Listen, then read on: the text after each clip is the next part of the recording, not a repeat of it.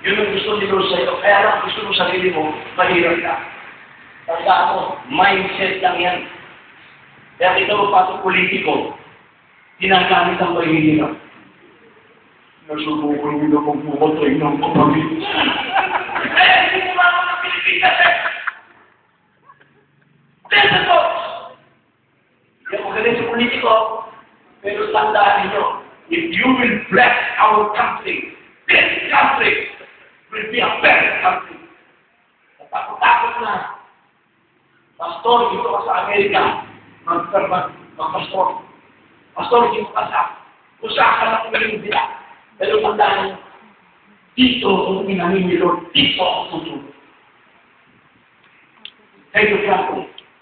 I love this country.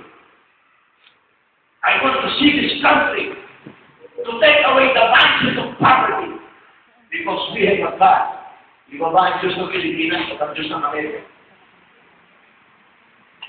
Ha? Isa lang. Isa lang. I have the authority to tell you because I've been in the ministry for almost more than 30 years.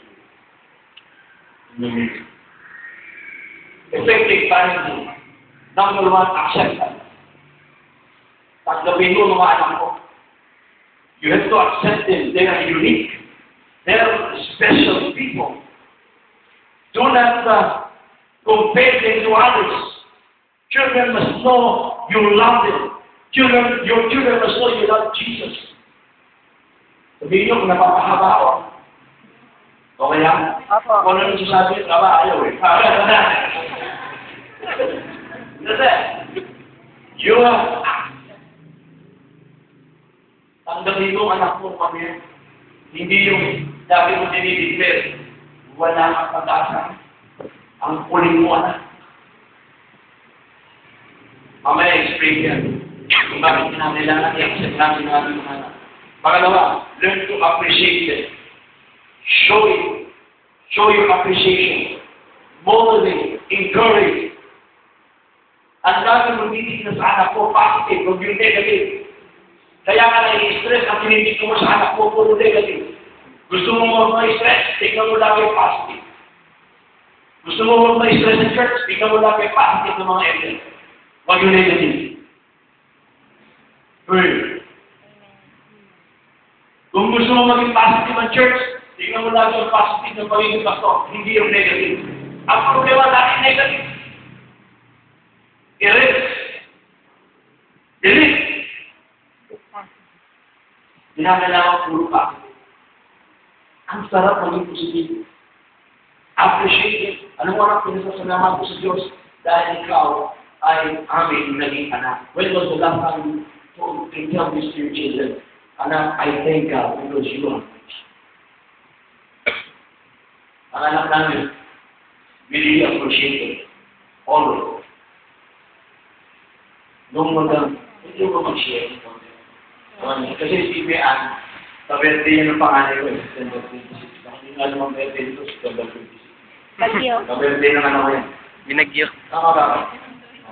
Meron pa lang yung year.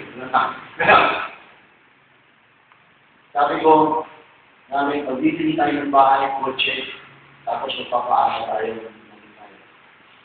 I was working in the Philippine Airlines. My first and my last job is Philippine Airlines for 22 years. Ang sabi sa akin ng mga yakador sa Amerika, yung ako yung hinihitan, ang sabi nila ganito, Pastor, bakit ikaw nakatagal ng 22 years? Alin ang siya doon sa akin? Because I learned to love my job, not my salary. Because if you will learn to love your salary, itadal ka lang yan. But if you will learn to love your job, then God will bless you. Kaya sabi namin, ilagay natin sa pinakamagandang eskwelahan ng anak natin. Huwag na tayo magkabahay ng maganda. Punta kayo sa bahay namin, ancestral ko. Yung kotse ko noon, ang unang-unang kotse ko noon, talagang sana mo galing sa gera, ang daming bulas. Nag-aral ng anak ko sa Assumption. Eskwelahan ng mga mayayaman. Minsan nahihiya ako. Sabi ko, anak, bumaba ka na rito. Kasi I-overtake na tayo ng mga pajero. I-overtake na tayo. Sabi ko, anak ko, napaganda ko sinabi ko, anak ko, Dad, ituloy mo. Lahat tayo may kotse. Nagkataon lang, mas maganda yung kotse nila. Kaya po, ayaw ko yung ganun sa kotse. Alam nyo kasi, pagdating ko sa kwarta, bubuksan yung kotse, diba? Eh, ang problema, hindi mo buksan yung kotse ko.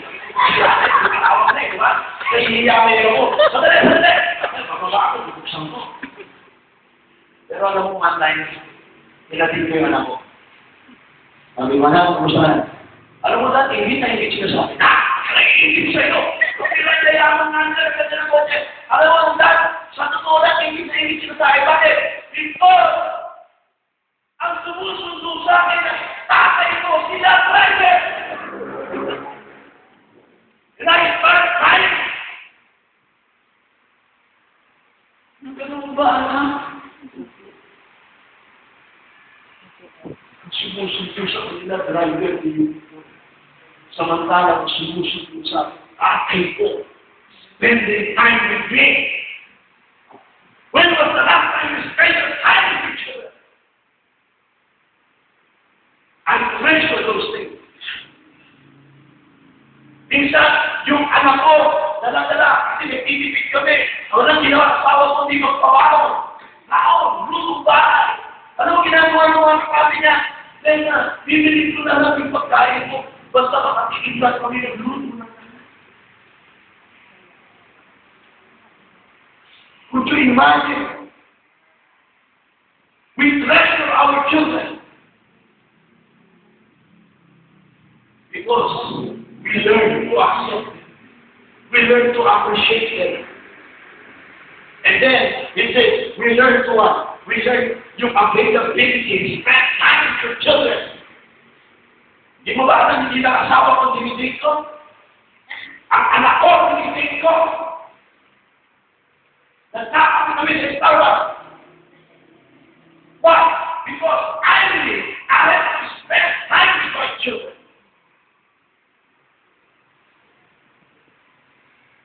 Yung ibang mga lalaki, ibang nang maibig yung asawa, anak ko kaya. Yung iba naman, may mantin naman tayo.